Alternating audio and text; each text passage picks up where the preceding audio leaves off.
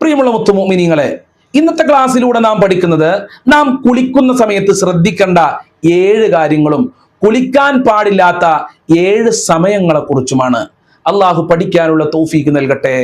അസ്സലാമു അലൈക്കും വറഹ്മത്തുള്ളാഹി വബറകാതുഹു. അൽഹംദുലില്ലാഹി റബ്ബിൽ ആലമീൻ വൽ ആഖിബത്തു ലിൽ മുത്തഖീൻ. അസ്സലാത്തു വസ്സലാമു അലൈക യാ റസൂലല്ലാഹ്. അസ്സലാത്തു വസ്സലാമു അലൈക യാ ഹബീബല്ലാഹ്. ദാറുൽ മുബീൻ മജ്ലിസ് കാണുന്ന പ്രിയമുള്ള മുത്തുമോമിനീങ്ങളെ, നിങ്ങളെ എല്ലാവരെയും നമ്മളെ ക്ലാസ്സിലേക്ക് ഹൃദ്യമായി സ്വാഗതം ചെയ്യുകയാണ്. അള്ളാഹു നമ്മളെ മുറാദുകളൊക്കെ ഹാസിലാക്കി തരട്ടെ, വിഷമങ്ങൾ അകറ്റിത്തരട്ടെ. ദുആ കൊണ്ട് വസിയ്യത്ത് ചെയ്തവരുടെ എല്ലാ ദുഃഖങ്ങളും അള്ളാഹു അകറ്റി കൊടുക്കട്ടെ, എല്ലാ ആഗ്രഹങ്ങളും അള്ളാഹു സഫലീകരിച്ചു കൊടുക്കട്ടെ. എല്ലാവർക്കും ഇന്ന് റാഹത്തല്ലേ? ഇന്നെല്ലാവർക്കും സന്തോഷല്ലേ? എല്ലാവരും മനസ്സറിഞ്ഞുകൊണ്ട് 3 പ്രാവശ്യം അൽഹംദുലില്ലാഹി അലാ കുല്ലി ഹാൽ എന്ന് പറയൂ.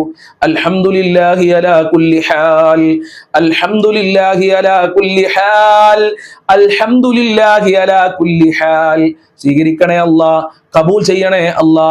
ഹംദ് പറഞ്ഞവരൊക്കെ അത് കമന്റിൽ എഴുതി വിടണമെന്ന് പ്രത്യേകം ഓർമ്മപ്പെടുത്തുന്നു. ഇന്നത്തെ ക്ലാസ്സിലൂടെ നാം പഠിക്കുന്നത് നിങ്ങളൊക്കെ കേൾക്കാൻ ആഗ്രഹിക്കുന്ന വളരെ പ്രധാനപ്പെട്ട 2 വിഷയങ്ങളാണ്. അഥവാ കുളിക്കുന്ന സമയത്ത് നാം ശ്രദ്ധിക്കേണ്ട 7 കാര്യങ്ങളും കുളിക്കാൻ പാടില്ലാത്ത 7 സമയങ്ങളെ കുറിച്ചുമാണ്. നമ്മളൊക്കെ കുളിക്കുന്ന ആളുകളാണ്, വ്യത്യസ്തങ്ങളായ സമയത്ത് കുളിക്കുന്ന ആളുകളാണ്. മെൻസസ് ഉണ്ടായിക്കഴിഞ്ഞാൽ അത് നിന്നാൽ കുളിക്കുന്ന ആളുകളുണ്ട്, ജനാബത്ത് കുളിക്കുന്ന ആളുകളുണ്ട്, ശരീരം പകർച്ചയായാൽ കുളിക്കുന്ന ആളുകളുണ്ട്, നല്ല ചൂടുണ്ടാകുന്ന സമയത്ത് കുളിക്കുന്ന ആളുകളുണ്ട്.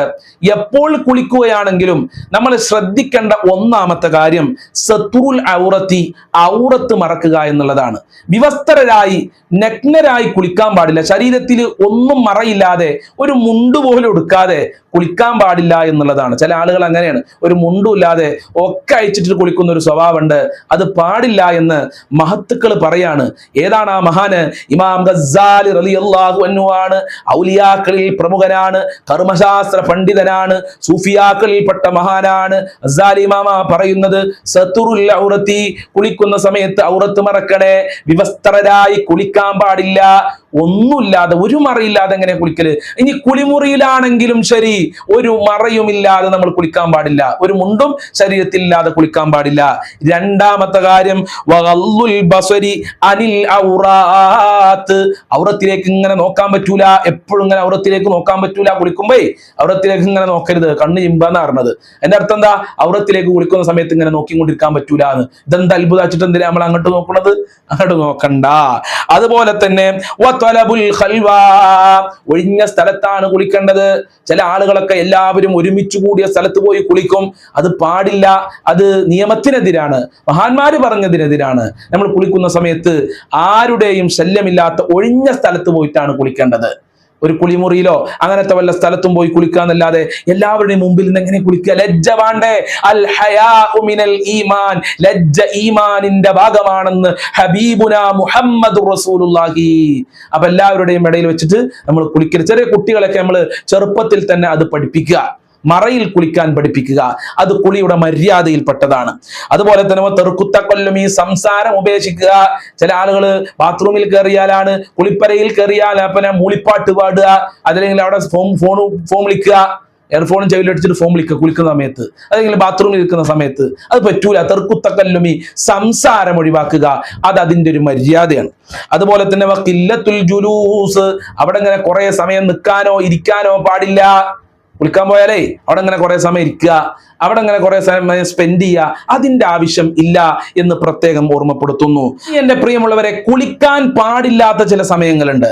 1ാമത്തെ സമയം 10 മണിക്ക് ശേഷം, അതല്ലെങ്കിൽ 11 മണിക്ക് ശേഷം കുളിക്കാൻ പാടില്ല എന്നുള്ളതാണ്. അങ്ങനെ കുളിക്കുന്ന സഹോദരിമാർ ശ്രദ്ധിക്കുക. വിട്ടുമാറാത്ത തലവേദന നിങ്ങൾക്ക് ഉണ്ടാകുമെന്ന് വലിയ ഉസ്താദുമാര് പറയുന്നത് കേട്ടിട്ടുണ്ട്. അപ്പൊ നേരത്തെ തന്നെ കുളിക്കാൻ ശ്രദ്ധിക്കുക. അതോടൊപ്പം തന്നെ ഇശാ മഗ്‌രിബിയുടെ ഇടയിൽ കുളിക്കുന്ന ആളുകളുണ്ട്. അതും ഒഴിവാക്കണം. അതിന്റെ അർത്ഥം ജോലി കഴിഞ്ഞു വന്ന പിന്നെ ഇശാ മഗ്‌രിബിൽ കുളിക്കാൻ പാടില്ല, പിന്നെ രാത്രി 12 വരെ കാത്തുക്കണം എന്നല്ല. അനാവശ്യമായി ഇശാ മഗ്‌രിബിന്റെ ഇടയിൽ കുളിക്കാൻ പാടില്ല. ഈ കുളിപ്പര, ബാത്റൂം എന്നൊക്കെ പറഞ്ഞാല് പിശാചുക്കളുടെ സങ്കേതമാണ്. ആ സമയത്ത് കുളിമുറിയിലൊക്കെ പിശാചുക്കൾ ഉണ്ടാകും, ആ സമയത്ത് ബാത്റൂമിലൊക്കെ പിശാചുക്കൾ ഉണ്ടാകും. അതുകൊണ്ട് ആ സമയത്ത് കഴിവിന്റെ പരമാവധി കുളിക്കുന്നത് ഒഴിവാക്കണേ, ഒഴിവാക്കണേ, ഒഴിവാക്കണേ എന്ന് പ്രത്യേകം ഓർമ്മപ്പെടുത്തുകയാണ്. അതുപോലെ മൂന്നാമത്തെ സമയം അമിതമായി ഭക്ഷണം കഴിച്ച ഉടനെ ചില ആളുകൾ അങ്ങനെയാണ്, ഭക്ഷണം നന്നായി കഴിക്കും പിന്നെ നേരെ കുളിപ്പരയിലേക്ക് പോകുന്നത് കാണാം. അങ്ങനെ അമിതമായി നമ്മൾ ഭക്ഷണം കഴിച്ചതിന് ശേഷം കുളിക്കാൻ പോയി കഴിഞ്ഞാൽ ദഹന പ്രക്രിയ നടക്കൂല. ശരീരത്തിന് മാരകമായ രോഗങ്ങൾ ഉണ്ടാകും ശരിക്കും ദഹന പ്രക്രിയ നടന്നിട്ടില്ലെങ്കിൽ. അപ്പൊ ശരീരത്തിന് നല്ല ദഹന പ്രക്രിയ നടക്കണമെങ്കിൽ ഭക്ഷണം കഴിച്ച ഉടനെ കുളിക്കാൻ പാടില്ല. ഇത് ഞാൻ പറഞ്ഞതല്ല, ഇബ്നു ഖയ്യിമുൽ ജൗസി എന്ന് പറയുന്ന മഹാൻ അവരുടെ കിതാബിൽ പറഞ്ഞതാ, അല്ലാതെ എന്റെ അഭിപ്രായം ഞാൻ ഇങ്ങനെ നിങ്ങളുടെ മുമ്പിൽ അവതരിപ്പിക്കുകയല്ല. നാലാമത്തെ സമയം കഠിനമായ വിശപ്പുള്ള സമയത്താണ്. നല്ല വിശപ്പുള്ള സമയത്ത് കുളിപ്പരയിൽ പോയിട്ട് എന്ത് ചെയ്യാൻ പാടില്ല, കുളിക്കാൻ പാടില്ല എന്നും മഹത്തുക്കള് രേഖപ്പെടുത്തിയിട്ടുണ്ട്. അഞ്ചാമത്തെ സമയം കഠിനമായി ശാരീരിക അധ്വാനം നമ്മൾ നടത്തിയിട്ടുണ്ട്, എക്സസൈസ് ചെയ്തിട്ടുണ്ട്, അതല്ലെങ്കിൽ നമ്മളുടെ പാടത്ത് പോയി നല്ല കളച്ചിട്ടുണ്ട്, എന്നിട്ട് നേരെ വന്ന് കുളിക്കാൻ പാടില്ല. ശരീരത്തിലെ വിയർപ്പൊക്കെ വറ്റിയതിന് ശേഷമാണ് നമ്മൾ കുളിക്കേണ്ടത്. അല്ലാതെ കുളിച്ചു കഴിഞ്ഞാൽ ശരീരത്തിന് രോഗങ്ങൾ വരും, പ്രയാസങ്ങൾ വരും, തലവേദന വരും. അതും വിട്ടുമാറാത്ത തലവേദന തന്നെ വരാൻ സാധ്യതയുണ്ട്. അപ്പൊ കഠിനമായി ശാരീരിക അധ്വാനം നടത്തിയതിന് ശേഷം ഉടനെ കുളിക്കരുതേ. ഒന്ന് വിശ്രമിച്ച് വിയർപ്പൊക്കെ വറ്റിയതിന് ശേഷമാണ് നമ്മൾ കുളിക്കേണ്ടത്. ആറാമത്തെ സമയം ലൈംഗികമായ ബന്ധത്തിന് തൊട്ടുടനെ നമ്മൾ കുളിക്കരുത്. ഭാര്യയുമായി ലൈംഗിക ബന്ധത്തിൽ ഏർപ്പെട്ട് കഴിഞ്ഞാൽ ഒരല്പസമയം നമ്മൾ വിശ്രമിക്കണം. കാരണം എന്താ, ആ സമയത്ത് നമ്മളെ ശരീരം നന്നായിട്ട് ചൂടായിട്ടുണ്ടാവും. ആ നന്നായി ചൂടായ സമയത്ത് പോയിട്ട് നമ്മൾ എന്ത് ചെയ്യരുത്, ശരീരത്തിന് വെള്ളം പാരരുത്. അല്പസമയം വിശ്രമിച്ചതിന് ശേഷം കുളിക്കുകയും വേണം. കുളിക്കാതെ കിടന്നുറങ്ങരുതേ എന്നുകൂടെ പ്രത്യേകം ഓർമ്മപ്പെടുത്തുകയാണ്. കുളിക്കാതെ നമ്മൾ കിടന്നുറങ്ങിയാൽ അങ്ങനെ മരിച്ചോ എന്താ കാട്ടുക? ജനാപത്തുകാരനായി മരിക്കേണ്ടി വരും. കൽപ്പിച്ചൂട്ടി നമ്മൾ ജനാപത്തുകാരനായി മരിക്കേണ്ടി വരും. അപ്പോ ബന്ധപ്പെട്ടതിന് ശേഷം അല്പസമയം വിശ്രമിക്കുക, അതിനുശേഷം ഒന്ന് ഒന്നു ഉണ്ടാക്കുക, അതിനുശേഷം ഒന്ന് കുളിക്കുക. ഇങ്ങനെയാണ് ഹബീബായ തങ്ങൾ നമ്മളെ പഠിപ്പിച്ചിട്ടുള്ളത്. ഏഴാമത്തെ സമയം കഠിനമായ ചൂടുള്ള സമയം. നമ്മളെ ശരീരം മുഴുവനും വിയർത്ത് കുളിച്ചിട്ടുണ്ട്, തലക്കെ നന്നായി വിയർത്തിട്ടുണ്ട്. ആ സമയത്ത് പോയിട്ട് നമ്മളെ ശരീരത്തിലേക്ക് നമ്മൾ വെള്ളം പാർന്നു കഴിഞ്ഞാൽ എന്താ ഉണ്ടാവുക? ജലദോഷം ഉണ്ടാകും, അത് അലർജിയായി മാറും. അതോടൊപ്പം തന്നെ കഫക്കെട്ടുണ്ടാകാൻ സാധ്യതയുണ്ട്. അതുകൊണ്ട് പ്രിയമുള്ളവരെ, നല്ല ചൂടുള്ള സമയമാണെങ്കിൽ ആ വിയർപ്പൊക്കെ ഒന്ന് വെറ്റിയിട്ടാണ് നമ്മൾ കുളിക്കാൻ പോകേണ്ടത്.